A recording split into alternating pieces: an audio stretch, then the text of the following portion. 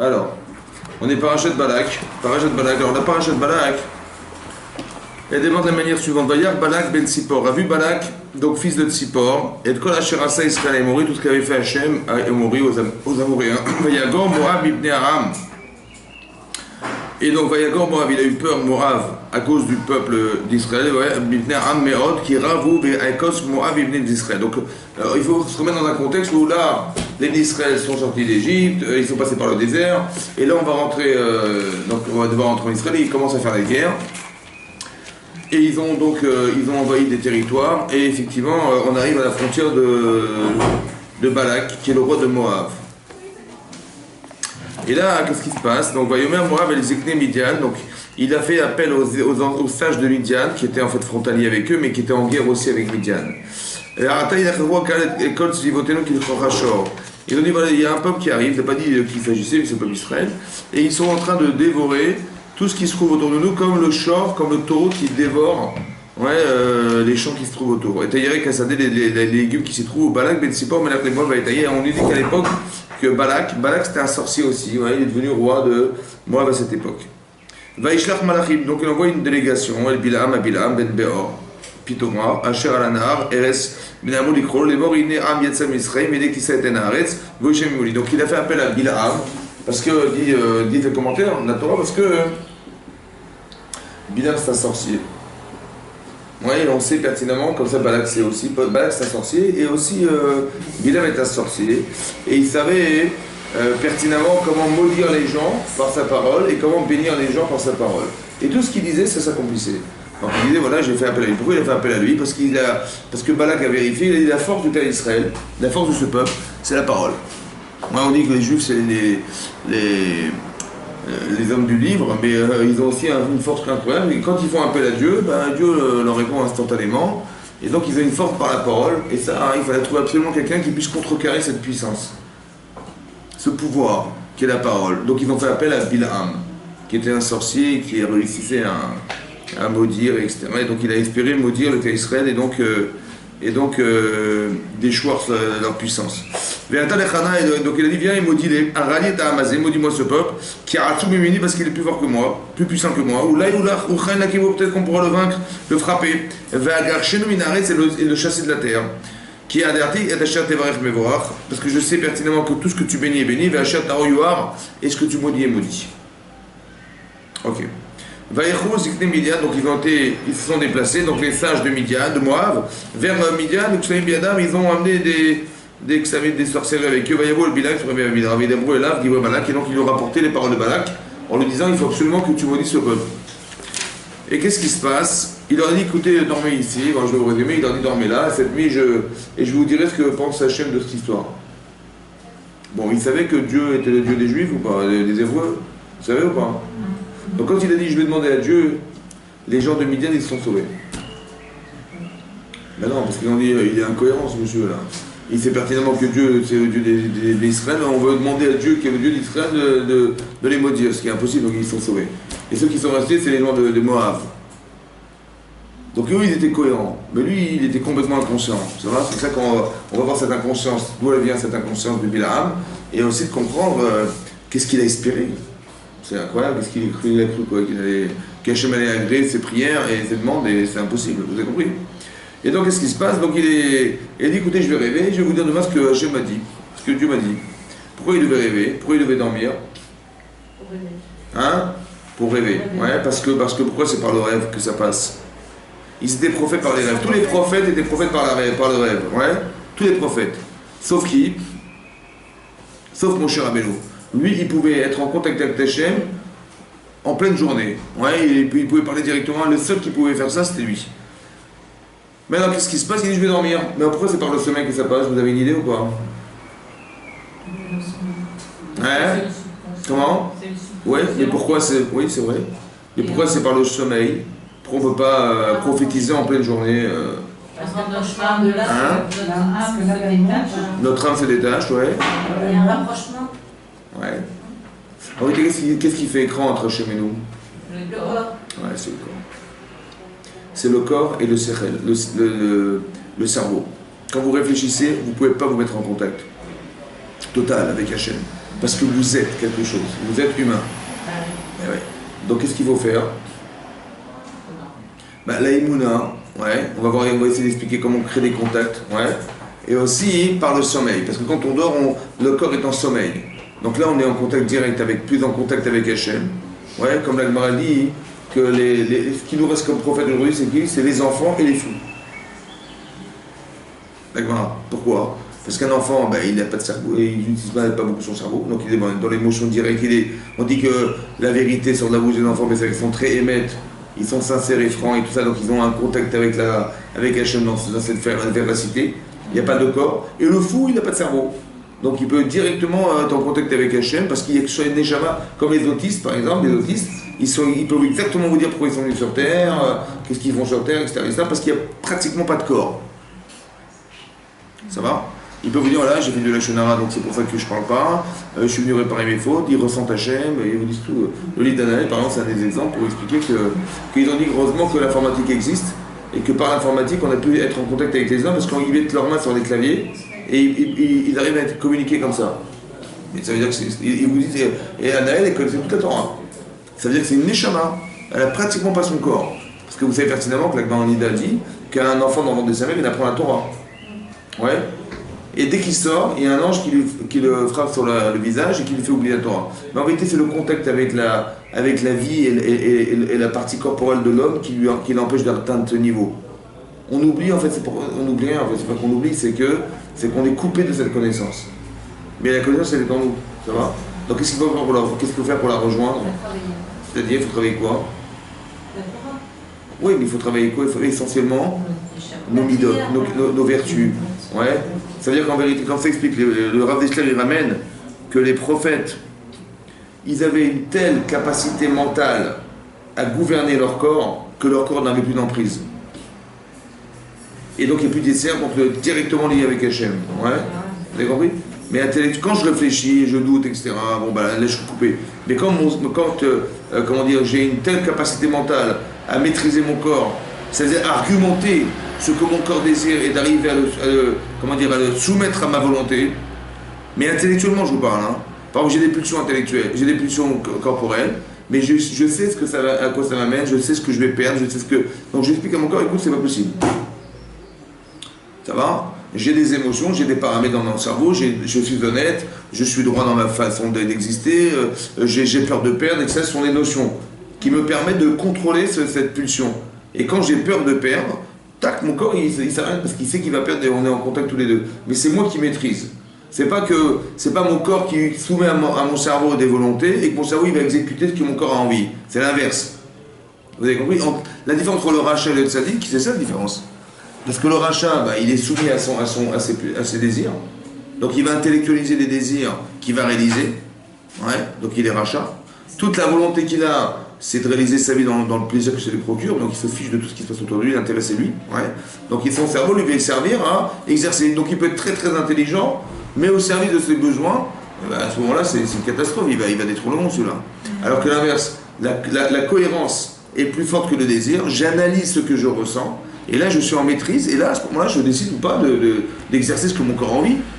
À moi, il faut au départ déterminer qu'est-ce que le désir et d'où vient mon désir. C'est très important de canaliser ça dans sa tête et de comprendre quand j'ai envie de quelque chose, est-ce que c'est moi qui pense ou c'est mon corps qui pense? La nécessité d'exercer quelque chose dans ma vie, c'est moi qui l'ai pensé ou c'est mon corps qui me pousse à la faire? Ça va? Et c'est ça qu'il faut d'abord analyser et après vous analysez, vous décidez intellectuellement est-ce que c'est nécessaire de l'appliquer ou pas? C'est vous qui décidez. Ça va? Mais au départ, il y a une analyse profonde qui est de comprendre ses sentiments. Ça va? Ok. Et lorsqu'on est en maîtrise de ça, ouais, Moshe Rabbeinu, il a fait un travail énormissime là-dessus. Un travail psychologique fondamental, tellement fort que son gouffre, il n'avait plus de besoin. Le Maharal de Prague, il dit, le Maharal de Prague, que le bégaiement de Moshe Rabbeinu, il venait du fait que des fois, il était en contact avec son corps et il ne fallait pas en contact avec son corps. C'est-à-dire que la parole, elle vient d'un Neshama, et il y avait une coupure. Tellement c'est énorme ce qu'il est arrivé à faire. Vous avez compris? Donc là, il est en direct contact avec Hachem. Maintenant, par quel biais il est en contact avec Hachem? Par quel biais, à votre avis? Le biais. La Neshama. Hachem, il passe par la Neshama. Ça va? Ça veut dire qu'on a une puissance intérieure énorme, qui est infinie en fait. La limite de cet infini, en fait, c'est nous. Donc quand on sait au fond, quand on a la connaissance de cet infini qui est en nous, on peut atteindre des niveaux de prophétie extraordinaires, on peut... Bien, c'est vrai dans les deux sens. Soit par la force de la Gdusha qui est en nous, soit par la force de la Touma qui est en nous. La Touma, c'est quoi la Touma? Les mauvais choix, les mauvaises midotes. On va essayer de comprendre, d'expliquer un peu la force de Bilam. Elle vient de là. Que tous les gens qui sont des sorciers aujourd'hui, ou qui font des incantations, ou qui font des cartomanciennes et tous ces gens-là, ouais, en fait, ils puisent leur énergie dans la concentration qu'ils ont du mal. Vous allez voir que, par exemple, Bilam, c'est un sonné Israël incroyable. Il a une haine profonde. Et on va essayer de faire des parallèles dans la Torah, vous allez comprendre comment ça fonctionne.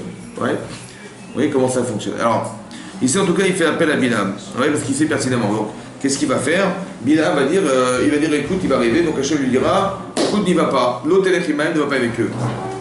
Et qu'est-ce qu'il va dire à ses messagers? Il dit, écoutez, Dieu, il a avoué que c'était, donc il dépendait d'Hachem, il va dire, écoutez, Dieu m'a dit de venir avec vous. Mais Rachid explique que, qu'est-ce qu'il a dit en fait? Il a dit, Dieu m'a dit de vous dire que je n'irai pas avec vous. Avec vous. Je vais y aller, hein, mais pas avec vous. Ça veut dire que vous êtes moqué de moi. Balak s'est moqué de moi. Attendez, je vais lui sauver sa vie, lui et son royaume, son peuple. Je vais lui sauver son pays. Et qu'est-ce qu'il a? Il a été m'amener des petits ministres, et des petites sommes d'argent. Non. Dites-lui qu'Hachem il m'a dit de vous dire, hein, c'est un mensonge, mais il m'a dit de vous dire de venir autrement, ça va? Et c'est pour ça qu'après on verra dans la Torah que Balak il va carrément amener d'autres messagers, des ministres plus importants, et beaucoup plus d'argent, et tout ce que tu me demanderas je te paierai, il n'y a pas de problème. Pourquoi nous ça s'est resté? Parce que lui il a dit, Hachem m'a dit de vous dire que, donc on voit qu'il avait un problème, que tout ce qu'il faisait c'était dans l'intérêt c'est l'intérêt pécunier, l'intérêt d'argent. Ouais, il va manifester un désir de les maudire, mais pour gagner de l'argent, ça va? Ça veut dire que, il se fiche du cas Israël, en soi, donc il veut détruire, et le Midrash t'expliquait que Bilham, il était plus, il haïssait plus le cas Israël que Balak lui-même. Un désir profond, on dit que Balak, il y en a qui disent que Bilham, c'est le fils de Lavan, ou bien le Gilgoul de Lavan. Et Lavan, qu'est-ce qu'il a voulu faire Lavan? Hein? Le beau-père de Yaakov, qu'est-ce qu'il a essayé de faire un jour? Vous vous rappelez ou pas? On le dit dans la Galate Pessah, ça vous dit ou pas? Oui, c'était... Ratzal la Akoret Akol. Il a voulu détruire la famille de Yaakov Avinu. Quand Yaakov il s'est sauvé, vous vous rappelez, quand il s'est sauvé, quand Yosef est né, il a dit je m'en vais. Il a dit à personne, il est parti. Qu'est-ce qu'il a fait? Laban, il lui a couru derrière. Et là, il a fallu qu'Hachem lui dise écoute, ne me touche pas, ni pour le bien ni pour le mal. D'accord? Il a dit si ton Dieu n'est pas venu me dire que machin, je t'aurais tué toi et toute ta famille. Ratzal Akol, il voulait détruire la famille de Yaakov. Il avait une haine du clan Israël qui savait être descendant de Yaakov, il a voulu tout détruire. Il était violent, et c'était le beau-père de Yaakov Avinu, lui. On dit que Bilam est un descendant de Lavan. Donc il porte en lui cette haine profonde. Mais je pense qu'il tire toute son énergie de ça. Que quand on parle de Touma, c'est quoi la Touma? L'impureté, l'impureté c'est quoi? En fait c'est une puissance. C'est quoi la puissance? Quand quelqu'un désire faire le mal, il y a une énergie qu'il utilise dans le mal. Cette énergie, elle est exploitée. On a une volonté intérieure qu'on oriente. Mais c'est vous qui décidez. Soit vous faites des mitzvot, soit vous faites l'inverse. On va voir qu'Abraham, apparemment, il va utiliser toute cette énergie dans l'intérêt de faire les mitzvot. Et Bilham, il a toute cette énergie, la concentration de l'énergie qu'il a en lui dans l'intérêt de détruire. Il va puiser toute sa puissance de ça. Tout son pouvoir, il va puiser ça. Mais il va penser fortement, très fortement. Et vous allez voir que ça va se manifester dans le fait qu'il insiste. Parce que je ne comprenais pas au départ. Je me dis, mais il est complètement cohérent, ce monsieur-là. Il va voir le bon Dieu, il dit, le bon Dieu, le clan Israël, il est fou. Ouais, mais on voit qu'il va insister.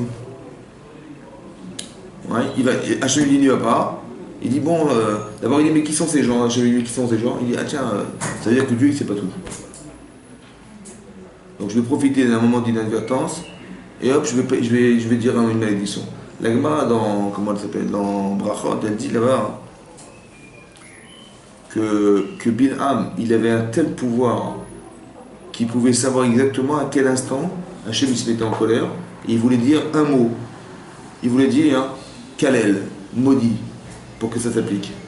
Il savait calculer, c'était des microns de seconde, l'instant. Ouais. Il dit le Midrash Rabbah que Balak, il savait géographiquement dans quel endroit on devait se trouver pour maudire. C'était sa puissance. C'est-à-dire que même géographiquement, il y a des endroits qui sont susceptibles d'amener des malédictions ou l'inverse.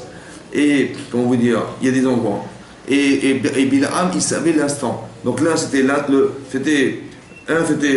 c'était géographique, et l'autre, c'était temporel. Ouais, l'espace-temps, il savait exactement la seconde où il fallait dire la malédiction, et l'autre, il savait exactement à quel endroit. C'est pour ça qu'ils vont se déplacer dans la Torah, et ça va pas marcher, hop, il va se déplacer ailleurs. Il dit, on va se déplacer, etc. Donc, il savait exactement dans quels endroits. C'est incroyable qu'il y ait des influences en fonction des endroits où on se trouve. Comme vous avez des endroits, des types, ils ont un business, ouais, l'autre, il marche très bien, l'autre, en face, il marche pas du tout. Je comprends rien. Comme si il y a une bracha dans l'endroit où on se trouve. Que l'endroit lui-même, il est influent. Après, on va essayer d'expliquer pourquoi c'est comme ça et comment ça fonctionne.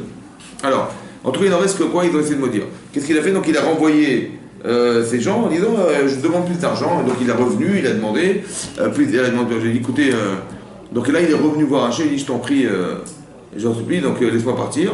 Et Hachem a accepté. Alors, comment c'est qu'il a accepté? Il dit bon, écoute, tu vas y aller, mais tu prendras de l'argent, mais tu diras ce que je te dirai de dire. Pourquoi il l'a laissé partir? Il savait qu'il allait le faire pour autant lui donner. Exactement, ce que l'Agma dans Sota, elle dit là-bas comme ça. Elle dit comme ça. Le chemin qu'un homme a emprunté, Molichimoto, on l'envoie là-bas.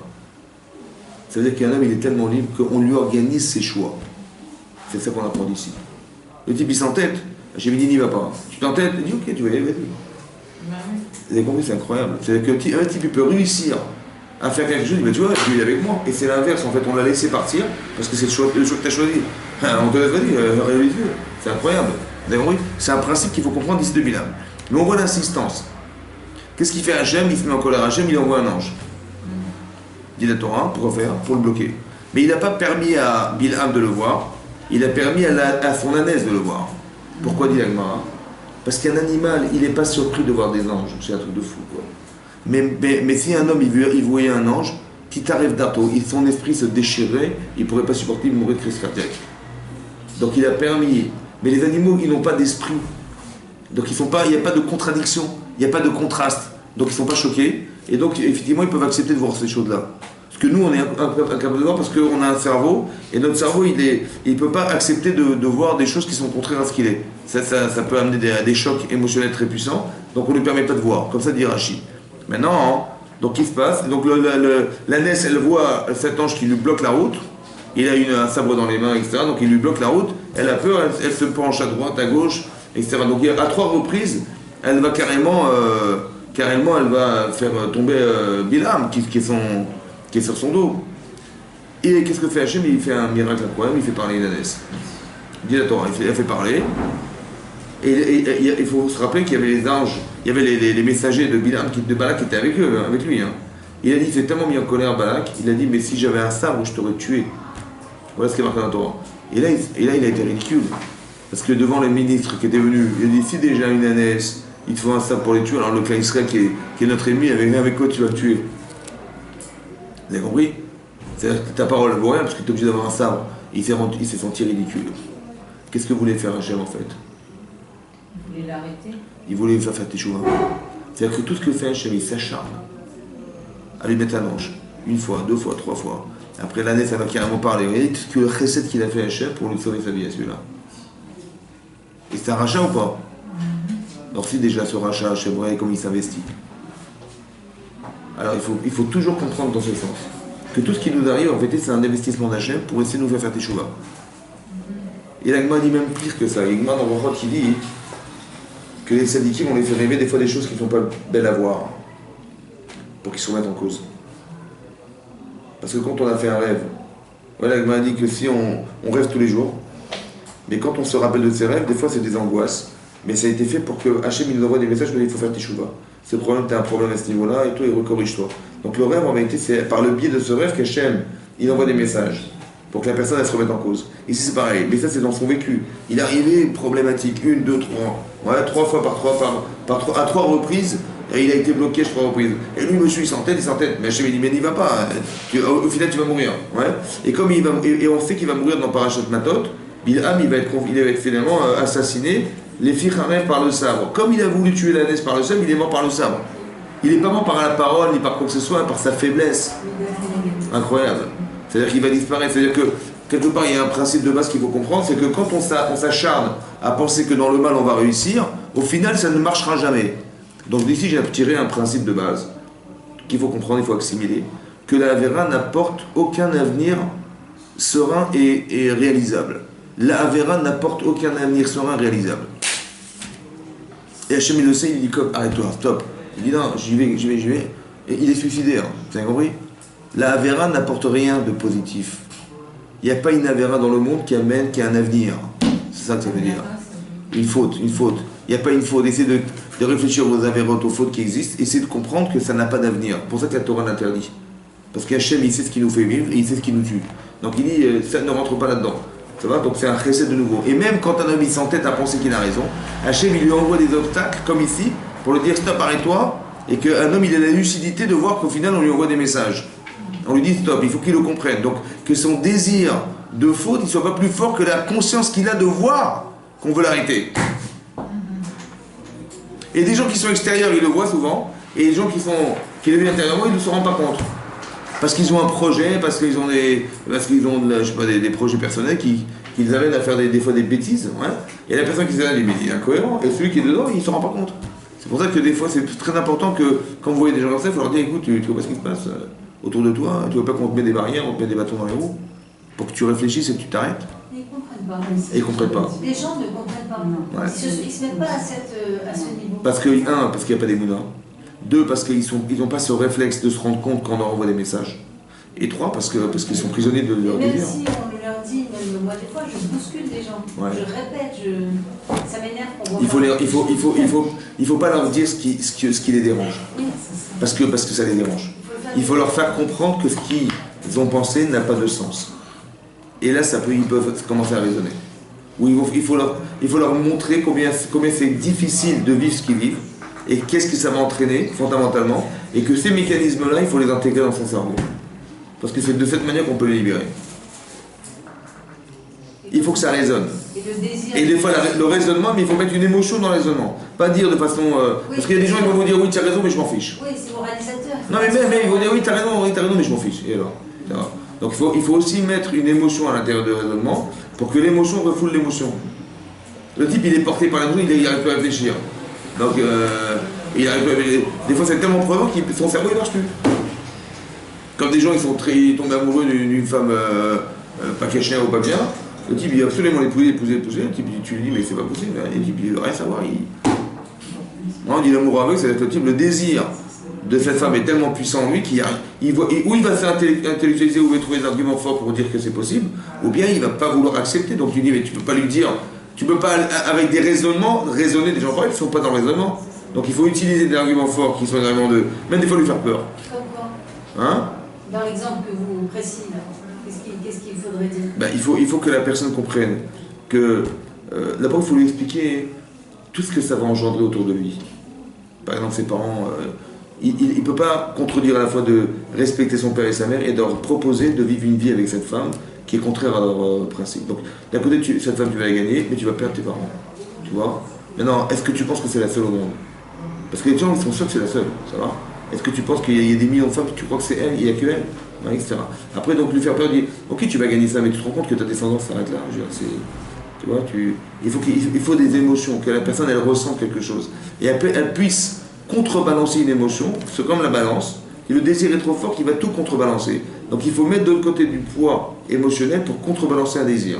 C'est comme ça, il n'y a rien d'autre. Parce qu'intellectuellement, le type, il ne peut pas écouter. Il dit, oui, tu as raison, et alors? Il va vous dire ça, il va vous dire, et alors? Oui, tu as raison, mais je m'en fiche, c'est pas grave, je pourrais tout perdre. Comme là, il est carrément suicidaire, mais Bilam, comme Korach était carrément suicidaire. Donc on ne peut pas lui expliquer intellectuellement, c'est pas possible. Il est suicidaire, le type, il est pas mourir. Ça rien de dire, oui, mais tu veux. Ça marche pas. Vous avez compris? Ok. En tout cas, ce qui m'intéresse, c'est de comprendre ici ça. Et il va insister. Maintenant. Je vais ouvrir la fenêtre de l'autre côté parce qu'on étouffe. Ah, écoutez, ouais. Allez-y. Continuez. Alors, qu'est-ce qu'on disait? Donc, vous avez compris le contrebalancement. Ce qui est intéressant, c'est que voilà, le comportement que Bilam il s'entête. Alors, moi, ce qui m'intéresse, c'est de voir ce principe. Vous avez vu qu'au final, il s'entête et ça marche. Au final, je me dis, ok. Et il est en train de parler, il n'a pas peur, c'est fou, il n'a pas peur. Hein, parce qu'il sait pertinemment qu'Hachem est le Dieu du clan d'Israël. Il lui demande carrément de condamner ce peuple, alors que c'est le peuple qui a été choisi par Hachem. Ouais. comment il arrive à avoir ce pouvoir, cette force intérieure? Ou il est complètement fou, ou bien il y a une logique derrière. C'est ça que je veux comprendre. Maintenant, comment ça se fait qu'Hachem lui parle? Alors, c'est un grand rachat, évidemment. Ouais. Les Khamim ont posé la question, comment ça se fait qu'un homme pareil, Hachem il s'adresse à lui, quoi. Alors, Rashi pose la question, ici dans le bureau, regardez, Rashi il se trouve ici, page 910. Parce que oui. Peut-être qu'il pense que tout homme peut faire teshuva. Oui, mais il y a une manière, il n'a pas besoin de lui parler en prophétie pour lui faire teshuva. Normalement, on laisse le libre arbitre à l'homme, et on lui dit, ben voilà, il passe des trucs dans ta vie, c'est toi qui choisis. Mais Hachem jamais il s'investit à ce point d'aller parler à un rachat comme ça, directement à un prophète. Il est prophète là carrément. C'est un cadeau qu'on lui fait. Donc comment ça se fait? Alors Rashi pose la question. Regardez. Veil Thomas, regardez dans la colonne de droite, de gauche dans Rashi, colonne de gauche dans Rashi, page 910, deuxième ligne. 910, deuxième ligne dans Rashi, la colonne de gauche. Ouais. C'est marqué Veil Thomas. Mipnema Ishrak Lejbourou Shrinato à la Goy Racha. Comment ça se fait que Hachem il a fait résider sa présence divine sur un non-juif rachat comme celui-là? Il dit que chez le Yépit trompé les Umot. Pour ne pas que les Goïm un jour à la fin des temps, quand le Mashiach viendra, ils diront mais nous on avait un prétexte. Que quoi? Le Marilou Ayalano Nevi Mechazan le Moutav. Nous si on avait eu des prophètes comme Moshe Rabbeinu, comme Yecheskel Ben Bouzi, comme Yirmiyahu Hanavi, on aurait été des gens meilleurs. Mais on les a pas eu ces gens-là. Alors, c'est normal qu'on n'a pas pu accepter la Torah. Alors il dit, Emid Lahem Nevim. Alors il aura proposé des prophètes. V'em Pirsou Gader Haolam. Et eux, ils ont carrément détruit toutes les limites qu'un homme il doit s'imposer. Ils les ont brisées, c'est eux qui les ont brisées. Les prophètes qui les qui les ont brisées. Je vois, chez Bitrilayou Gdori Barayot, parce qu'à l'époque de Noach, les gens ils étaient structurés, ils avaient des mœurs, ils respectaient les mœurs. Ouais, alors que Bilam il leur a dit, mais non, mais la débauche, débauchez-vous. C'est lui qui a proposé, etc., etc. Ça va? Mais ce qui est intéressant, c'est de voir que pourquoi Hachem il a donné ce pouvoir à Bilam, alors qu'il ne le méritait pas. Un prophète, il a fait un travail sur lui-même, un prophète, il a fait un grand sadique. Mais lui, il a fait l'inverse. Alors Hachem il dit, pour donner un prétexte aux Goïm, pour leur enlever un prétexte. Parce que c'est marqué dans la Torah, c'est marqué dans le Midrash, c'est marqué dans le Télim, marqué Lokam Israël. Il ne se tiendra jamais en Israël un homme comme Moshe Rabbeinu. Il n'y en aura pas. Prophète comme il n'y aura pas. Pourquoi il y a marqué Lokam Israël? Il ne se tiendra pas dans le monde un homme comme Moshe Rabbeinu. Pourquoi il y a marqué en Israël comme Moshe Rabbeinu? La Gemara dit pour dire que dans Israël on n'aura jamais un homme comme lui. Mais dans les peuples du monde, il y en aura un. Et c'est qui était l'équivalent de Moshe Rabbeinu, qui avait une force de prophétie comme lui, c'était Bilam. Mais on lui a donné ce pouvoir pour enlever un prétexte. Pour ne pas qu'un jour les gens diront, mais nous aussi si on avait des prophètes, on dit voilà, je vous l'ai donné, voilà ce qu'il a fait pire. Hachem les savait ou pas? Et après il leur a pas dit, mais non, il aurait dû dire, mais non, mais si je vous l'avais donné, ça aurait été pire. Pourquoi il leur a pas dit? Pourquoi il leur dira pas à la fin des temps, Hachem, non, je vous l'ai pas donné parce que ça aurait été pire. Pourquoi il n'a pas fait ça, Hachem? Parce qu'ils n'auraient pas cru. Ouais. C'est incroyable que on ne peut pas les raisonner, c'est fou. Hein. Hachem, il est obligé de leur mettre des prophètes qui ont été pires que ce qu'ils n'en avaient pas eu. Parce que s'ils n'en avaient pas donné, ils auraient dit, mais c'est pas vrai. Tellement ces forces qu'ils vont perdre un jour, à la fin des temps, c'est tellement énorme qu'ils ne vont pas croire que si on leur avait proposé des prophètes, ça n'aurait pas été mieux. C'est fou. Hein. Où est-ce qu'on avait ce raisonnement? Après, je vous l'expliquerai. Ça va? Vous allez comprendre que tout ça, c'est d'origine, tout ça. Tous ces problèmes, c'est d'origine. Ok? Donc, qu'est-ce qui se passe? Donc, il va finalement partir. Alors, regardez, ouvrez avec moi. Hein. Ouvrez avec moi hein, la Passouk. Donc, on les perd maintenant. Donc, il va partir, il va essayer de maudire les clans d'Israël. Mais à chaque fois qu'il va les maudire, il va les bénir. Parce que c'est une prophétie. Donc, il ne pourra jamais dire plus que ce que Hachem lui propose. Et donc, il va à chaque fois bénir et ça va en fou Balak, il dit Bilam, il va à chaque fois vouloir. Il va vouloir maudire, mais il ne pourra pas parce qu'il y a la prophétie, elle vient d'Hachem. Et il va dire à chaque fois des bénédictions et bénédictions, sans s'en rendre compte. Et Balak, il devient fou, il dit, mais je t'ai amené, je te paye pas pour les bénir, mais pour les maudire. Il me dit, mais qu'est-ce que je fasse? J'y peux rien, c'est Dieu qui me fait parler. Qui parle dans ma bouche, je peux pas. Parce qu'au final, il va dire la volonté d'Hachem. Et pourquoi ça n'a pas fonctionné? Pourquoi il ne peut pas les maudire? Parce que Hachem a dit, tu vois, il a été frappé 3 fois. Shalosh Regalim. Il a dit déjà, hein, ses ancêtres, ils ont été bénis déjà. Hachem, il a déjà scellé dans Israël qu'on aurait Eretz Israël, qu'il y aurait le Mashiach, etc. Donc, c'est des choses qui ont été fixées déjà depuis les Avot. Donc, tu ne peux pas aller contre la bracha que Hachem il a fixé déjà depuis le départ. Et qu'est-ce qu'on apprend d'ici? Qu'est-ce qu'on apprend de là? Pourquoi il ne peut pas nous maudire? Parce que tant qu'on est bien, rien ne nous touche, rien ne nous perturbe. Tant qu'on a la foi, tant qu'on est dans les mitzvot, vous savez, il n'a rien trouvé, il n'a pas trouvé de faille. C'est-à-dire que qu'est-ce qui alimente en fait la malédiction des autres? C'est nos failles personnelles. Donc d'où ils puissent leur force de notre carence. C'est un truc de malade.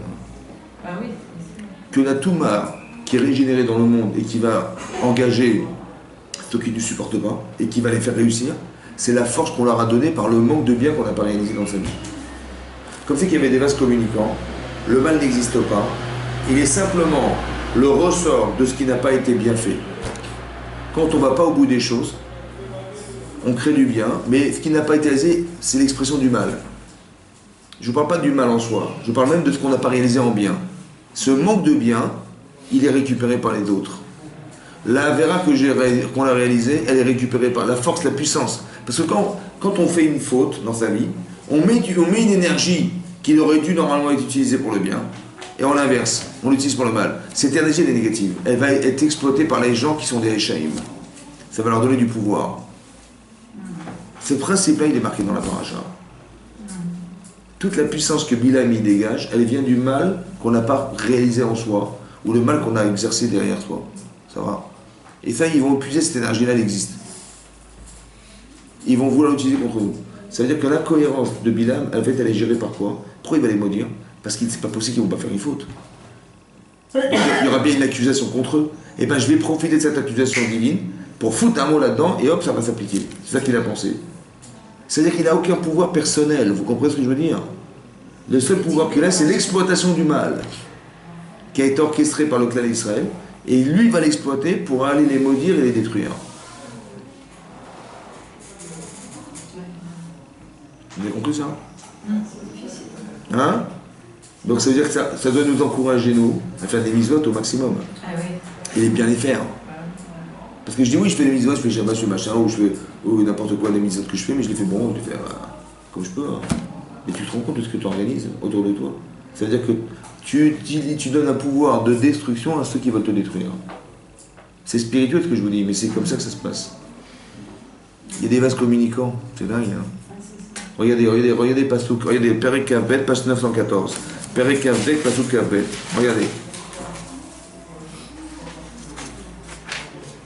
Regardez Passouk Kafalev, pardon. Vous avez vu? Vayakom Bil'am. Il s'est levé Bil'am, Babokir le matin. Vayachbosh et Tatono. Il a préparé son aton, son ânesse, là. Vayeler, il a préparé, c'est-à-dire qu'il a préparé la monture. Vayeler im sare Moab, il est parti avec des ministres de Moab. Vayicharaf Hashem. Et Hashem s'est mis en colère. Ki oler ou veityasev malach Hashem. Donc il a fait se tenir droit devant lui un ange. Bederer sur le chemin, les satan l'eau pour le faire pencher du chemin. Veu rochev à la tonneau, alors que lui était rochev à la tonneau, chevauchant son âne. Veshne ne'aravito, avec deux jeunes hommes. Pourquoi il est accompagné de deux jeunes hommes? Rachidi, parce que quelqu'un qui est rachou, quelqu'un qui est important, il est toujours accompagné. Et pourquoi il a préparé sa monture lui-même? Rachidi, pourquoi? Tellement il avait de haine. Il a préparé lui-même. Normalement, c'est pas son rôle. Lui. Il y a toujours des valets ou des gens qui vont le faire. Il dit, on voit que la sine a la haine, mais calquette d'Ashura. Elle détruit la ligne de conduite d'un homme. La haine. Ça va? Il est monté sur son cheval, sur sa monture, et il a pris deux hommes avec lui. Ça vous rappelle qui? Hein? Regardez Rachid, ce que dit Rachid. Regardez Rachid. Regardez Rachid.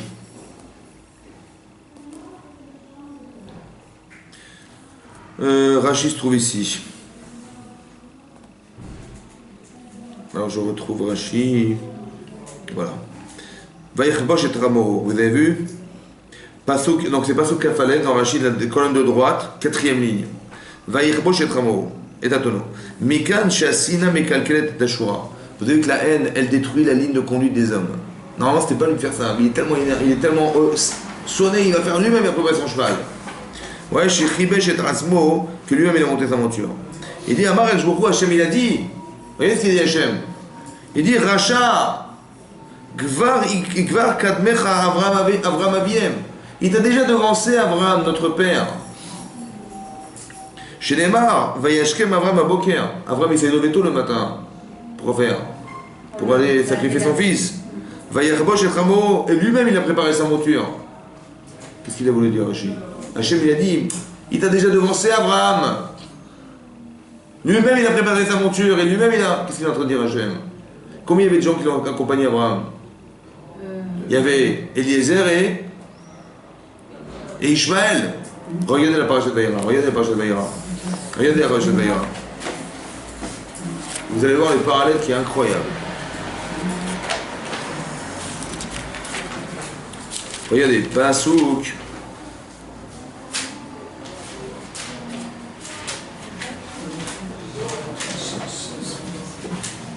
Regardez, page 106.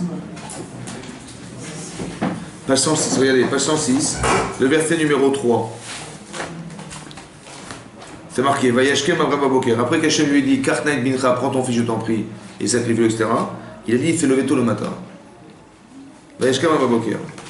Il s'est levé tôt le matin. Rashi, qu'est-ce que dit Rashi? Regardez Rashi Gimel. Vayashkem Nizdarez, les mitzvahs. Il s'est empressé de faire la mitzvah. Normalement, on lui dit, va tuer ton enfant, il dit, pourquoi je dirais cet après-midi? Mais là, il y a été Bézérouzer, qu'il était zélé de la faire. Comme l'autre, il était zélé de faire la Vera, il était zélé de faire la mitzvah. Et remarquez, Vayachbosh, regardez Vayachbosh, il a préparé sa monture. Ou Beatzmo, lui-même Abraham. Il dit, Vélo, Tziva Le'echad Me'avadav. Il n'a pas demandé à un de ses serviteurs de le faire à sa place.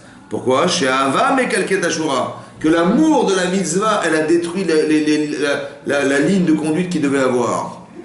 Vous avez compris? Que de la même manière que Bilham, il a mis toute son énergie contraire pour arriver à détruire, lui il a mis toute son énergie pour accomplir la volonté d'Hachem. Et après c'est marqué Shnei Darav, il y a des deux. Ishmael Eliezer, Shen Adam Chashuv, Rachaï Latzed la Derer, de Anashim. On ne fait pas sortir une personne importante sans être accompagné. Et Rachid dit pourquoi? Parce que chez Mitzarech, il dit que s'il a besoin de faire ses besoins dans le chemin, qu'ils ne sont pas tout seuls. Alors au moins une personne elle garde la personne et l'autre elle garde le. Mais il faut toujours qu'il soit accompagné. Mais c'est important que toujours Bédérecheretz, avec beaucoup de finesse et de. Vous avez compris? Ça c'est qui ça? C'est Abraham. Mais il dit Hachem, mais de toute façon il t'a déjà devancé. Ça veut dire quoi chez vous ça? Ça veut dire quoi il est déjà devancé alors? Comme si que quoi? Vous savez ce qui est marqué là? Que les forces du mal, elles ont été contrées par des forces du bien.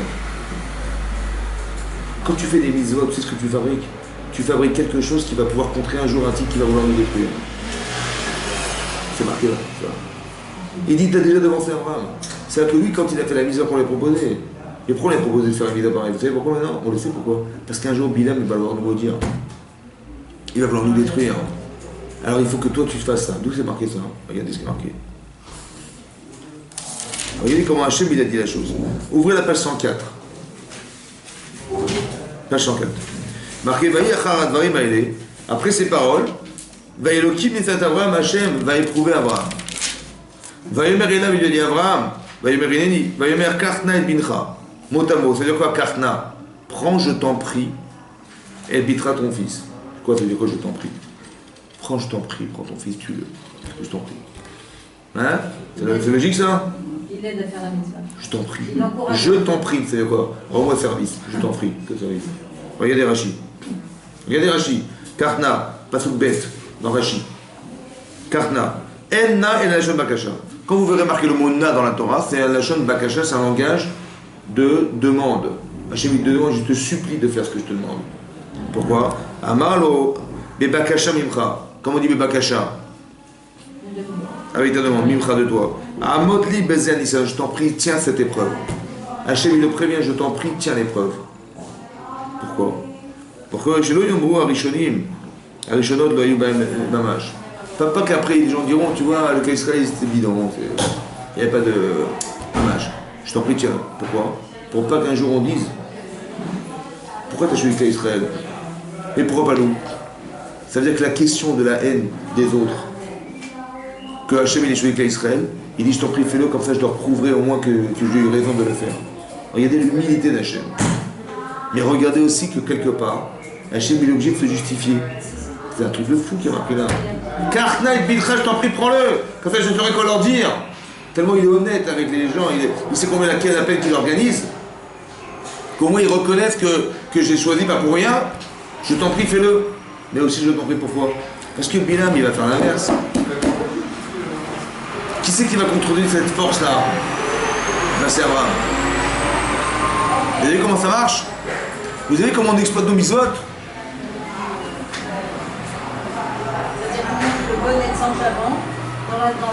Hachem, il est. Oui, mais ça veut dire que quelque part. Il faut comprendre qu'aujourd'hui, ce qu'on fait, toutes les épreuves qu'on nous propose, il faut les gagner. Vous savez pourquoi? Parce qu'on sait pas, parce qu'Hachem, plus c'est dur, plus ça prépare quelque chose de dur. De dur, ça veut dire qu'il va y avoir des gens qui vont vouloir nous détruire, machin. Et qu'est-ce qui va les contrebalancer, ces gens-là? La puissance qu'ils ont un jour, comment on va faire pour la contrer? Il faut que nous, on puisse faire des mitzvot, nous. Comme Abraham il a fait, vous avez compris? Qu'Hachem, il a demandé à Abraham, je t'en prie, fais-le, parce qu'un jour, tu vois, il va faire exactement, il va préparer sa monture avec la même force, la même chose. Ouais? Qu'est-ce qu'on apprend de là? Moi, j'ai appris un principe très fort ici. Écoutez-moi bien, hein. C'est ça qui est compliqué à réaliser. Écoutez-moi bien. Est-ce que c'est plus facile d'haïr les gens? De haïr les gens, c'est plus facile? Ou c'est plus facile d'aimer Hachem? D'haïr les gens. Tu sais à quel degré tu dois arriver, toi, dans ta mitzvah? À aimer Hachem avec la puissance que tu mets derrière, l'énergie que tu mets derrière, autant que le type, il va te haïr derrière.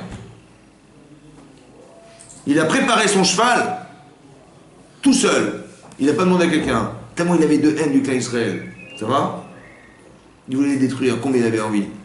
Mais Abraham, il fallait qu'il le fasse avec autant d'amour, pour contrecarrer la haine. C'est un truc de fou. Hein. La semaine dernière, vous avez dit qu'il fallait qu'il donne après la circoncision. Voilà. Mais ça veut dire que ça prépare l'histoire, ça. Vous avez compris? Que ce que vous faites aujourd'hui, vous faites des mitzvot bien comme il faut, ça vous prépare pour vous personnellement, évidemment. Mais ça peut permettre d'avoir des arguments pour Hachem. Et ça peut aussi contrecarrer. Comme c'est qu'en dehors de tout ce que vous voyez, il y a des forces du mal et des forces du bien. Ah oui. Et que les gens qui nous haïssent, ils exploitent cette force du mal, qu'ils utilisent contre nous. Comme si qu'ils nous accusaient avec ce que nous-mêmes on a raté.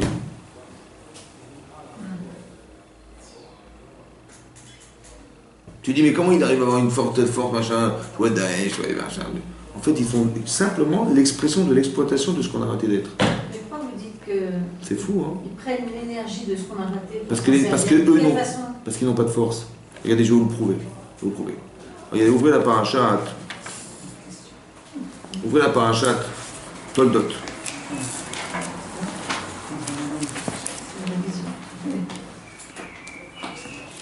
Page 148. Je vous prouve que c'est comme ça. Quand Yitzhak il a voulu bénir Esav, il est parti à la chasse, il n'a pas eu sa place. Ouais, c'est qui? Oui. C'est qui a pris sa place? C'est Yaakov, il a pris sa place. Et il essaie d'égliser, il était machin. Et Yaakov, il a béni cet enfant, en pensant que c'était Esav. Ouais, il a dit Akol, Kol Yaakov. Akol, la voix, c'est la voix de Yaakov. Et à Yadaïm, les mains d'Esav, il ne comprenait pas. En fait, c'est une allusion. Vous allez comprendre que c'est une allusion. C'est très profond, en fait. Que nous, c'est la parole. Eux, c'est... Vous avez vu quel filon? Ok. Mais non, il a dit comme ça. Et donc après, il est rentré de la chasse, il dit, voilà, papa, voilà, je t'ai préparé tes matramim, ton plat délicieux. Il dit, mais qui tu es, toi? Il dit, ben, je suis Esav, ton aîné. Je dis, mais comment ça? Mais j'ai donné la bracha à ton frère. Il dit, mais c'est pas possible. Tu n'as pas qu'une seule bracha. Regardez dans le texte, Page 148. Vaïmer Esav, on est pas sous la maîtrette. Pasouk la maîtrette. Pasouk la maîtrette, c'est le pasouk 38. Vaïmer Esav el Aviv. Avracha chat ilecha. Tu n'as qu'une seule bénédiction, papa. Aviv et Racheli gamani. Mais bénis-moi aussi, papa, comme lui. Vaïssa Esav kolo vaïevk. Il a levé la voix, il a pleuré. Vaïran Yisrak Aviv Vaïmer Elav. Ine mishmane aretz mishavecha. Il a dit, je vais te donner cette bracha. Écoutez bien ce qu'il a donné comme bracha. Il a dit mishmane aretz. Des terres grasses sera ta résidence. Mitana aretz, mitana shamim me'al. Et la rosée montera du ciel. C'est-à-dire que la rosée qui vient de là, elle viendra du ciel. Ve'al charbechat yichye. Tu vivras par le sabre. Ve'etachichat ha'avod. Et tu serviras ton frère. Esav. Ve'aya. Et voilà que Ka'asher tarid, quand tu seras en souffrance. ou par alta ou l'eau, mais al savaïra, et tu pourras retirer le joug de sur toi. Qu'est-ce qu'il a dit? On n'a pas compris. Il dit quand tu seras en souffrance, tu pourras retirer le joug qui est sur toi. Ok. Regardez Rashi. Regardez Rashi. Rashi explique. Rashi dit rien de lui. Hein. C'est que des midrashim ce que je vous dis. Hein. Regardez ce qui est marqué dans Rashi. Rashi se trouve page 150. Page 150. Vous l'avez trouvé? C'est marqué comme ça. Premier verset de Rashi en haut à droite. Ve'aya, ka'asher tarid.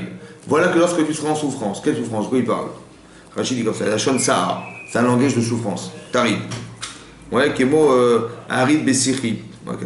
Regardez, Kolomar. Regardez ce que dit Rashi. Première ligne de Rashi. Kolomar. Keshavu Israël à la Torah. Lorsque les Bnei Israël transgresseront la Torah. Veillez les rapides 30p. Là, tu auras un prétexte. Quel prétexte? C'est quoi le prétexte? De dire quoi? Quel prétexte? De quoi? Qu'est-ce qu'il a? Quel prétexte il aurait? De quoi? Il dit comme ça. Il n'a pas compris pourquoi c'est pas lui qui avait la bracha. Alors on lui dit, parce que ton frère c'est un tzaddik et toi tu n'es pas un tzaddik. Il dit, mais tu vois bien que quand ils transgressent la Torah, ils ne sont pas des tzaddikim, eux aussi. Alors pourquoi tu leur as donné à eux et pas à moi? C'est un prétexte. Vous avez compris ça? C'est-à-dire que le gars, jusqu'à aujourd'hui, il ne comprend pas pourquoi on nous a donné à nous la Torah. Ah, il faut des mitzvot, mais il n'en faut pas tout le temps. Comme moi, je ne veux pas toujours des mitzvot, moi aussi. Pourquoi tu leur as donné et pas à moi? C'est un prétexte.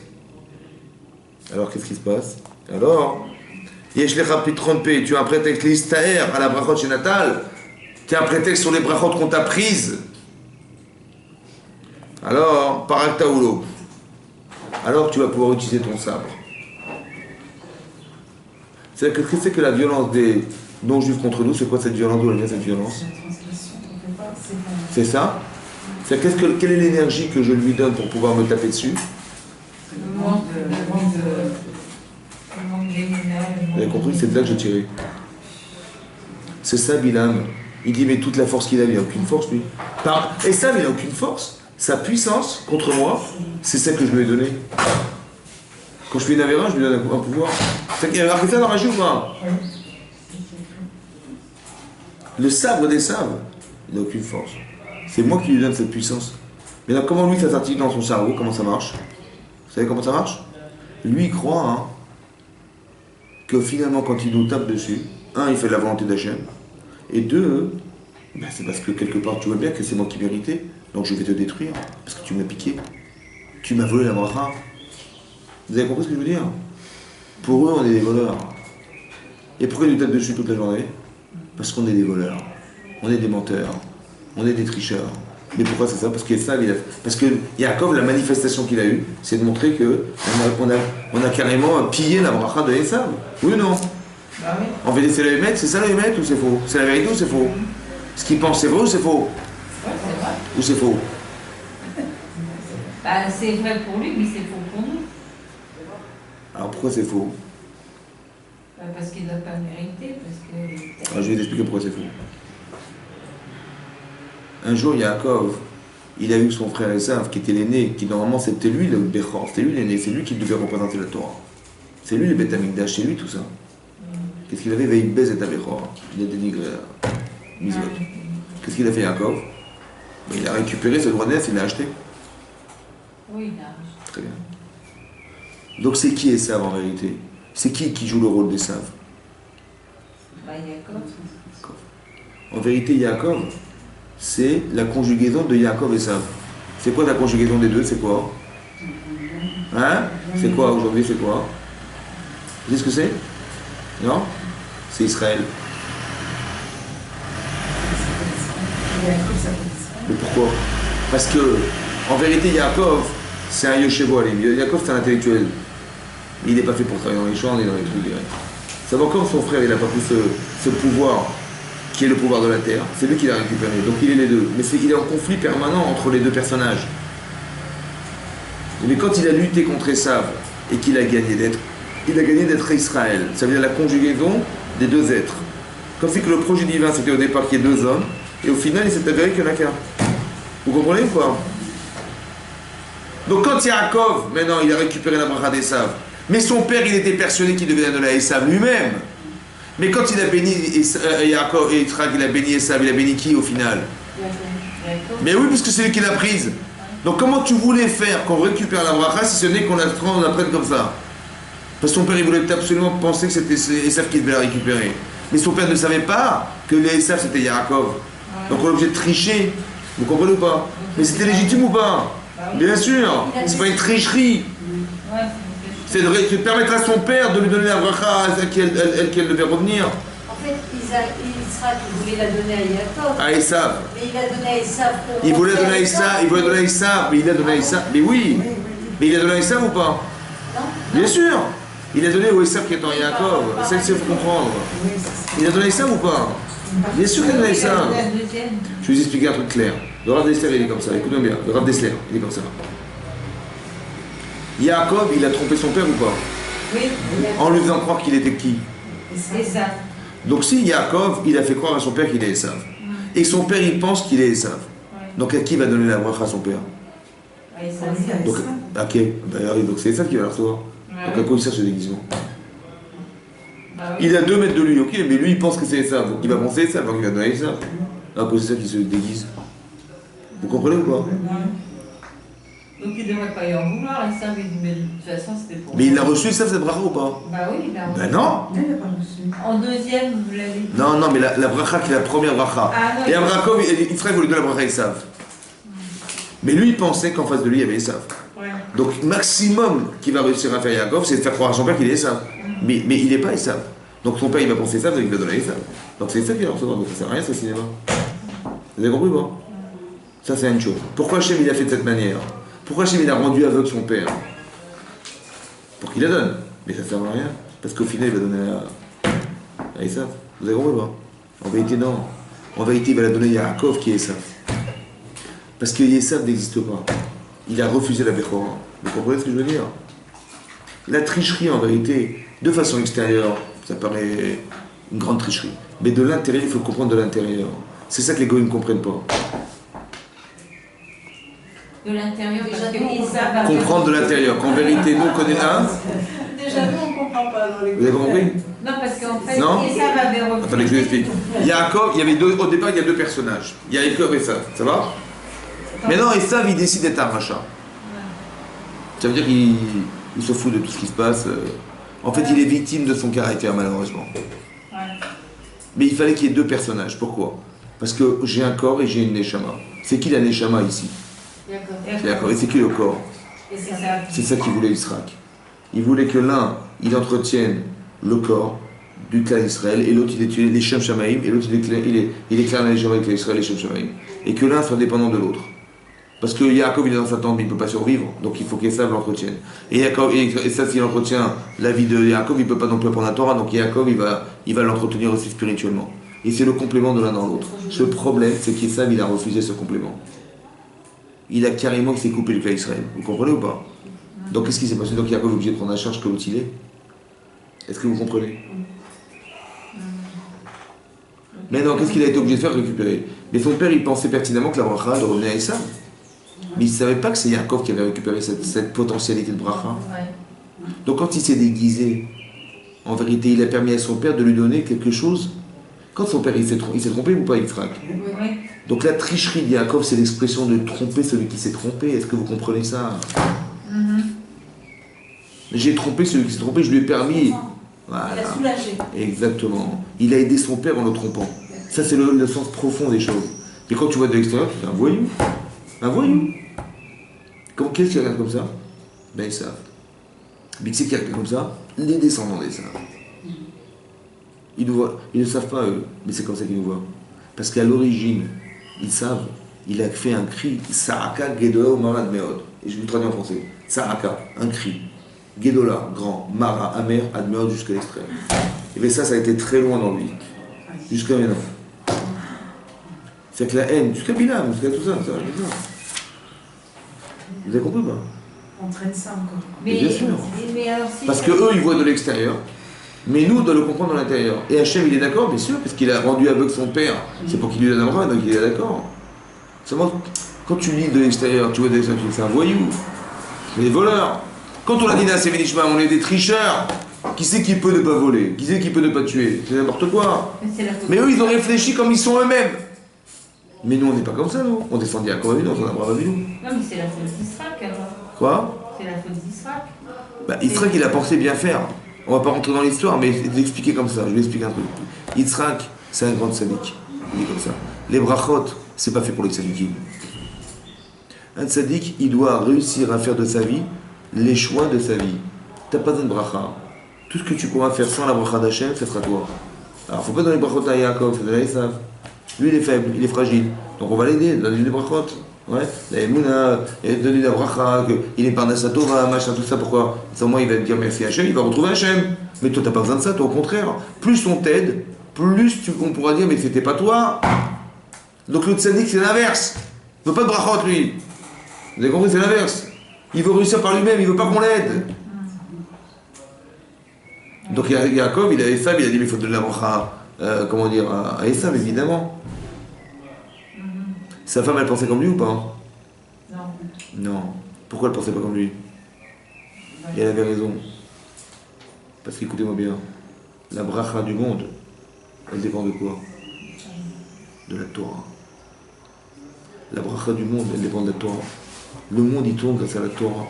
Le monde fonctionne parce que vous faites des mitzvot. Donc il faut rendre dépendant la bracha de la Torah. Donc donne la bracha à la Torah, donne à Yaakov. C'est marqué dans le Kriyat Shema. Si tu fais des mitzvot, ça fonctionnera. Et tu fais pas des mitzvot, ça fonctionnera pas. Mais si tu as la bracha du Halamazé, tu l'as déjà. Si ça fonctionnera pas dans ta spiritualité, tu le verras jamais de ta vie. Tu dis, mais tout marche bien, mais oui, mais parce que tu as fait la bracha d'Hachem. Mais non, on voulait que ce soit la Torah. Pourquoi? Quand ça va pas, tu vas consulter le Rav. C'est ça. Bah oui. Il faut pas attendre. Il faut que tu consultes le Rav, tu consultes la Torah, c'est celle qui est la solution. Donc ta matérialité dépend de ta spiritualité. Mais ça, c'est Yaakov, ça, c'est ça Israël, vous comprenez ou pas? Pour ça qu'elle a dit, mais il fallait donner à Yaakov absolument la Torah. Là, les brachot à Yaakov. Et lui-même, Yaakov, il n'a pas compris. Parce qu'il a dit, mais non, je n'ai pas envie, il ne voulait pas la recevoir. Parce qu'il pensait comme son père. Il ne voulait pas recevoir les brachot. C'est pour ça qu'il discute avec sa mère. Elle dit, écoute ce que je te dis, mon fils, écoute. Et il a accepté ce qu'elle a dit. Ça veut dire qu'on a tous les pouvoirs. Savoir, c'est fait d'une façon tronquée. Pour qu'il y ait du Yetzirah. Et que derrière, on puisse choisir entre ce que tu sais de ce que tu devrais comprendre. Maintenant, Hachem, il a dit comme ça. Il y a Yitzhak, il a dit, voilà, je te donne un sabre. Quand tu verras que ça ne va pas, tu pourras l'utiliser. Ça sera ton prétexte. Pourquoi il a dit comme ça? C'est pour ça qu'il fallait dire quoi? Il fallait dire, mais chérie, je suis désolé, si Dieu l'a choisi, c'était lui, c'était pas toi. Pourquoi il n'a pas fait ça? Pourquoi Hachem il a dit? Pourquoi Hachem il a dit à Abraham, je t'en prie, fais-le? Parce qu'il faut bien que je leur dise que j'ai choisi qu'à Israël. Mais tu n'as rien à dire. Tu n'as qu'à dire, écoutez, ils étaient mieux que vous, c'est terminé. Il faut que tu leur prouves, c'est incroyable. Mais va Kacha, je t'en supplie, fais-le pour que je puisse m'expliquer. Ça veut dire qu'ils ne sont pas raisonnables. Pourquoi il y a eu Bilam? Parce qu'ils ne sont pas raisonnables. Tu leur diras, mais si je vous avais donné Bilam, ça aurait été pire, et ça a été pire. Mais ils n'auraient jamais cru. Alors je suis obligé de leur donner Bilam. Ils ne sont pas raisonnables. On ne peut pas les raisonner parce que le désir des biens, il va être tellement énorme. Ils n'y croiront pas. Ils diront c'est pas possible, on aurait été meilleur, c'est sûr et certain. Donc Hachem était obligé d'en donner Bilam. Pourquoi Hachem doit se justifier par rapport à... Parce que Hachem, il est honnête, il est droit. Il est Yachar Adasov. C'est-à-dire qu'il est Yachar, c'est-à-dire qu'il est droit sans limite. Donc si toi tu peux penser une fraction de seconde qu'il s'est trompé, il est obligé de se justifier pour qu'il n'y ait pas d'erreur possible. Vous comprenez ça? C'est ça l'honnêteté. Je t'en prie, fais-le. Bonjour. Oui. Juge le environnement. C'est fini en bas. Merci. Vous avez compris? C'est fou, hein, c'est ça qui est marqué. Qu'Hachem est obligé de demander à Abraham de faire des mitzvot. Jusque-là. Envers les non-croyants. Écoutez, oui, ça veut dire que oui, parce qu'un jour, parce que honnêtement, ils prétexteront en disant, mais nous, si on avait eu des Moshe Rabbeinu et des prophètes, on aurait été des meilleurs. Ce que les gens ne comprennent pas, c'est comme ça. Quand on a une mauvaise essence d'origine, comme ils savent, les prophètes qui vont se sortir de là, ils vont forcément faire des dégâts. Quelqu'un qui a un problème intérieur, il va utiliser sa puissance pour faire du bien ou faire du mal? Pour faire du bien. Quelqu'un qui est mal en soi, Qui est mal. tu lui donnes un pouvoir. Un criminel, tu lui donnes une arme, il va te défendre, il va te tuer. Et c'est ça qu'ils ne comprennent pas les gens, ça va être pire. On vous avait protégé de ça, pourquoi vous n'avez pas fait ça? Maintenant que c'est comme ça, malheureusement, je suis obligé d'en demander à Abraham de faire la Kedat Yitzhak pour contrecarrer cette force. Vous avez compris comment ça marche? c'est très important qu'on fasse des misotes à fond la caisse, parce qu'on devient des tzadikim. Moi je ne me rends pas compte que le monde, il tourne autour de ces forces incroyables, les forces intérieures, qui ne sont pas visibles en fait, qu'on ne comprend pas. Tu vois l'actualité, tu vois la formation, mais au fond tout ce qui articule tout ça, c'est cette manipulation entre la balance du bien et du mal. Et en fin de compte, il va falloir que ça s'élimine un jour. C'est pour ça qu'il faut qu'on ait de plus en plus de tzadikim sur la terre et que c'est comme ça, on est obligé de faire des misotes parce qu'on donne du pouvoir à ceux qui nous agressent. Tu lui donnes ton sabre. Tu dis, prends ton sabre. Quand on fait d'Averot, la bracha des sabres, elle s'accomplira. Parce qu'il a un prétexte de dire, mais c'est pas normal, tu vas piquer ma bracha, je te tape dessus. Et tu as un prétexte, vas-y, tape. Et pourquoi tu as un prétexte? Pourquoi tu ne vas pas raisonner? Tu dis pas, mais non, mon chéri, je te donne pas de sabre, tu taperas personne, et comment te dire? Et je t'explique pourquoi c'est pas possible. C'est pas explicable. Pourquoi c'est pas explicable? Parce que c'est pas explicable. Parce qu'ils ne te croient pas. C'est dingue. Tellement c'est fort en eux, ils ne te croiront pas. Ils diront non, ils ont été des menteurs, des machins, des trucs, c'est marqué dans toi, ça fait chier. Cette lecture-là, ils vont la garder de façon permanente dans la tête. On n'a jamais entendu. Pour ça qu'il n'y a jamais de circonstances atténuantes pour le faire Israël. Jamais. Le mur de la honte, on te tue, tu mets les murs. On a évité 90% des attentats en Israël, c'est la honte. Il ne fallait pas faire un mur, il faut discuter. Les types, ils nous tirent des bombes, machin, on se défend, non, vous êtes des criminels. Incroyable, implacable. C'est d'où ça vient d'ici. Vous êtes des menteurs. Tout ça, c'est la supercherie. Ça vient des sabres, en fait, vous avez compris, ça vient de ça. Que la lecture que tu vas demander à un chrétien. Tous les goïms, ils sont assimilés à Bilam. Pas Bilam, c'est les sabres, c'est tout. Oui, je vous explique au départ, il y a marqué dans la Rachida que ça. Quand elle est tombée enceinte, Rivka, elle croyait qu'elle avait un rachat, elle ne comprenait rien. Il dit, je me tourne vers le Pédamine Rach, il veut sortir, il me tourne vers la maison d'Avodazara d'idolâtrie, il veut sortir, je comprends pas, il est fou ce gosse. On lui dit, non, t'inquiète pas, t'as 2 peuples en toi, 2 nations. Vous avez compris? Tout est issu, la matrice c'était elle. Vous imaginez que la matrice du monde c'était ça? Vous imaginez ou pas? Ben non. Qu'est-ce qu'ils ont choisi chacun il a choisi son camp. Hachem a prévu quand même tout ça. De quoi? Qu'il y ait 2 nations. Bien sûr, c'est pour ça qu'il y a tout ce qui se passe. Il dit, je t'en prie, fais ça, je t'en prie, fais ça, parce qu'il sait exactement qu'est-ce que ça va contrecarrer. Tu vois? Tu dis, il faut dire, tiens, je n'ai pas envie de me lever ce matin pour être filage, lève-toi mon vieux, parce que tu veux faire des misotes, mais attache-toi à Hachem, mais bien sûr. Mais bien sûr.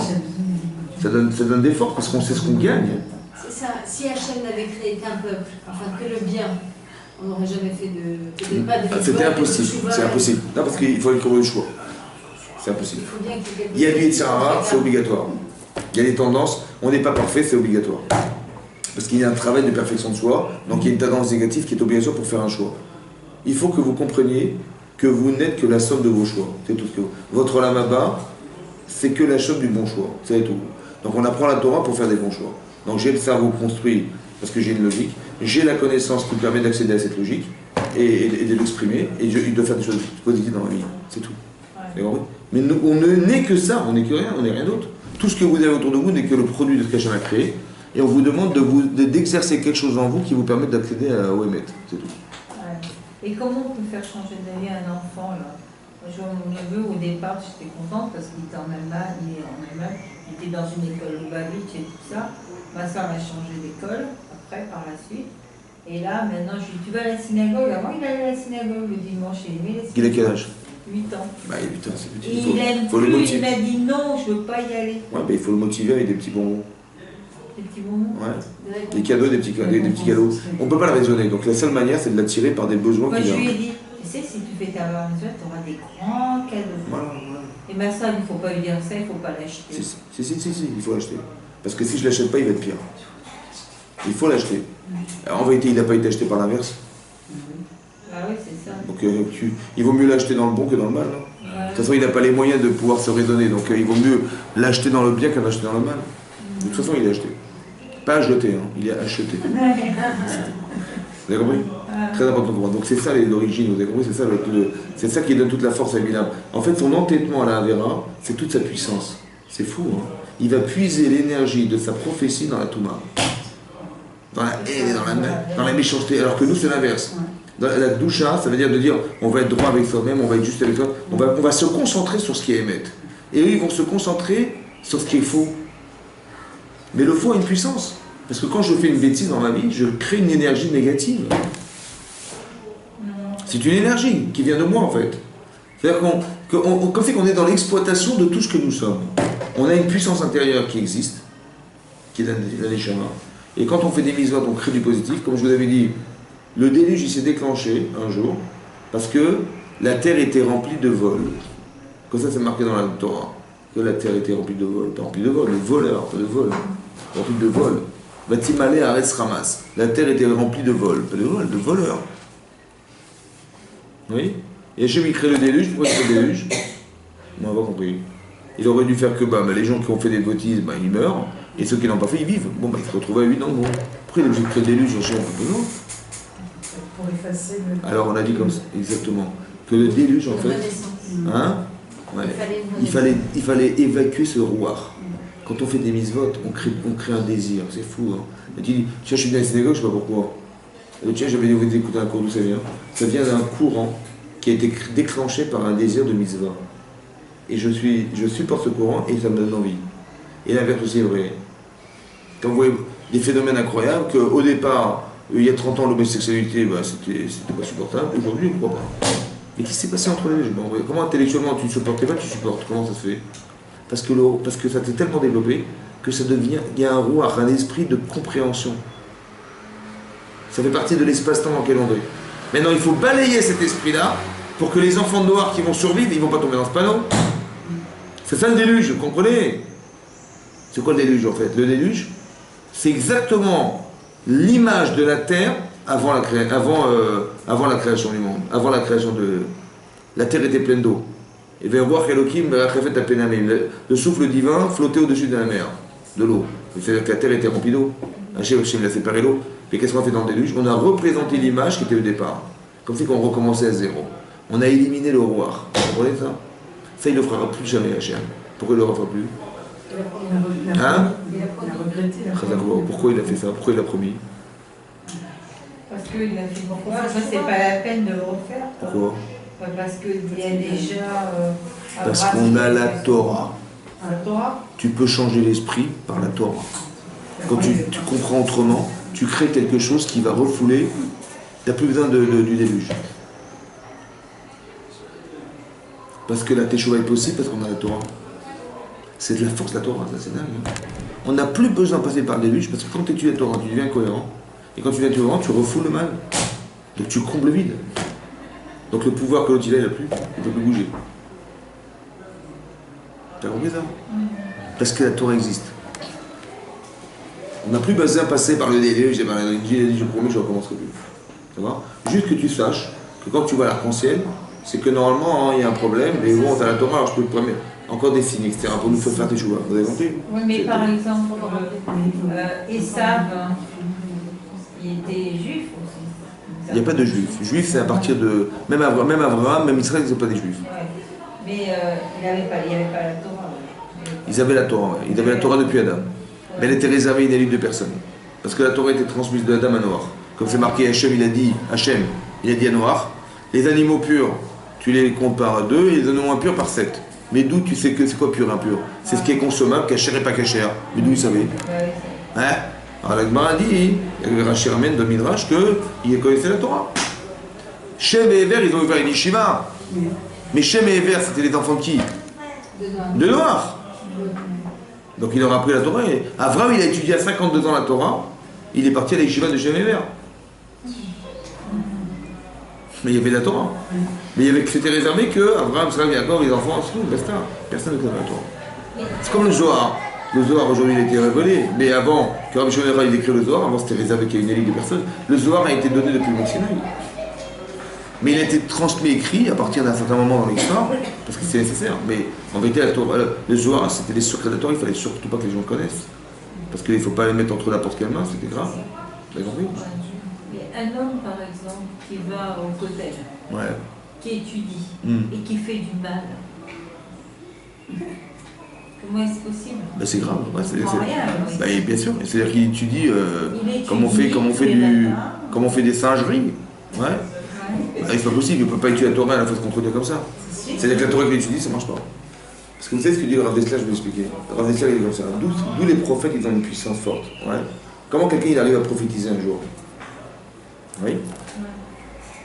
Il dit comme ça. Il y a ce qu'on appelle le Emet et Emet la Mito. Voilà. On fait des cours. Voilà, on fait des cours. Alors on essaie de dire des vérités. Mais il faut réussir à graver ce Emet en nous. Comme il y a une allusion dans la Torah que Moshe, il a gravé sur l'étape de la loi. Ouais. C'est quoi l'étape de la loi? En vérité, c'est ton cœur. Comme ça, le Radbaz explique. Il faut que tu graves dans ton cœur les principes de la Torah. Graver, ça veut dire quoi graver? Intérioriser profondément. Que plus de Yetzirah. Ça va? Maintenant que tu es arrivé à ça, graver sur ton cœur, ça veut dire qu'il n'y a plus de corps, il n'y a plus de Yetzirah, il n'y a plus d'emprise sur toi. Alors Hachem, il peut te profiter, il peut te parler. Avram, il a réussi à faire ça à l'âge de 75 ans. Lech lecha me'atzecha, c'est la première fois qu'il prophétise. 75 ans. C'est long, ça prend du temps.